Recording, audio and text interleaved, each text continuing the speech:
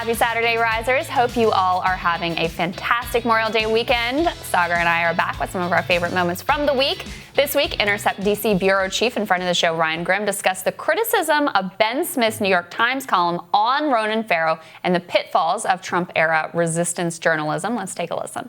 Hillary Clinton's spokesperson, Nick Merrill, was trying to figure out from Ronan whether or not he had the goods on Harvey Weinstein. And if he did, then the Clintons were going to pull out of a documentary that they were doing with Weinstein because they didn't want to be, caught up with a sex predator and a criminal who's getting exposed in public by Ronan Farrow at the same time that they're rolling out a documentary. So in that discrete sense, Farrow doesn't exactly fit the model of what you would think of as a resistance journalist. The other quibbles that I would have with the piece is that Ben says that Ronan Farrow's kind of central conspiracy in the subtitle of his book is that the Harvey Weinstein worked with the National Enquirer to use dirt on Matt Lauer and Andy Lack to blackmail NBC into not publishing the Harvey Weinstein information.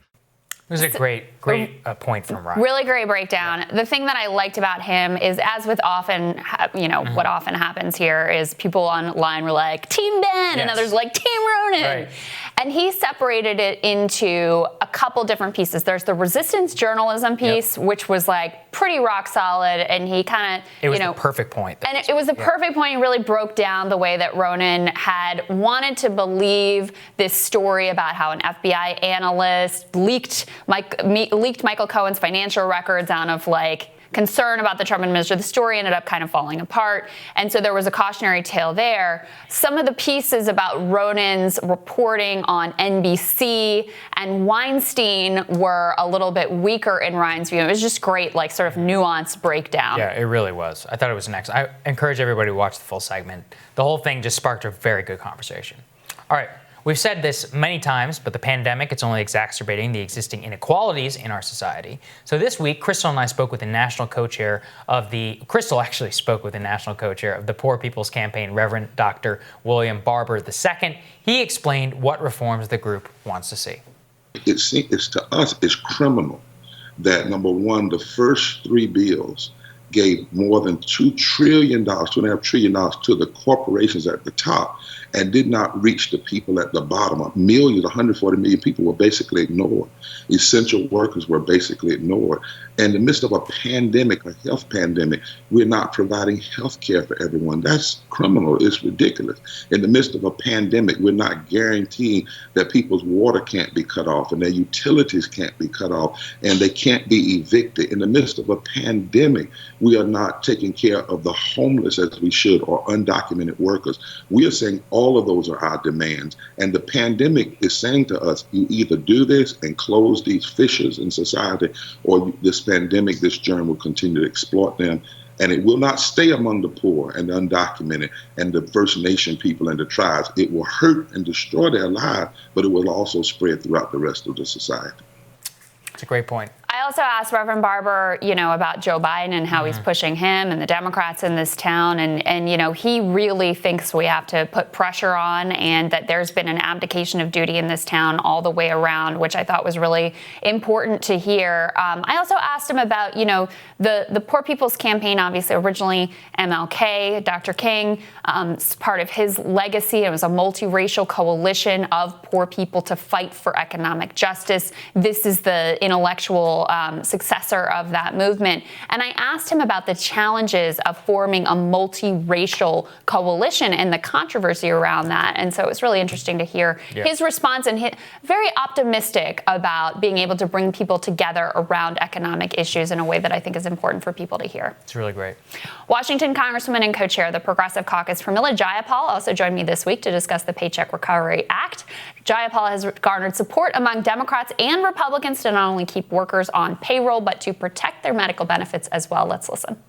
I believe that we as a country should be the country of keeping workers in their jobs.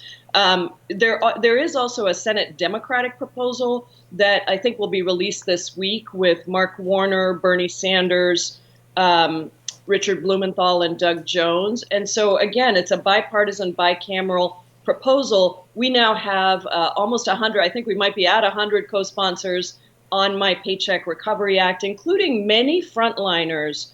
These are the most vulnerable swing districts in the country for the Democrats.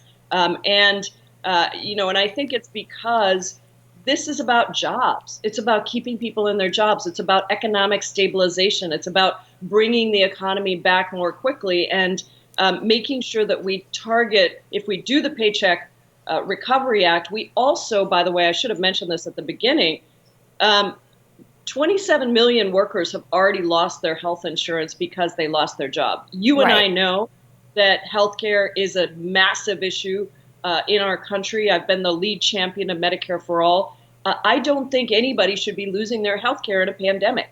So the Paycheck Recovery Act pays both paychecks and benefits so that we can keep folks on their healthcare. It was a great interview. I mean, I thought that we learned a lot from our interview, both about how she's been trying to have her staff coordinate with some right populists who've been pushing that accurate, but also she accurately describes how if you're a swing district, this is the way to go. This is how you save your job.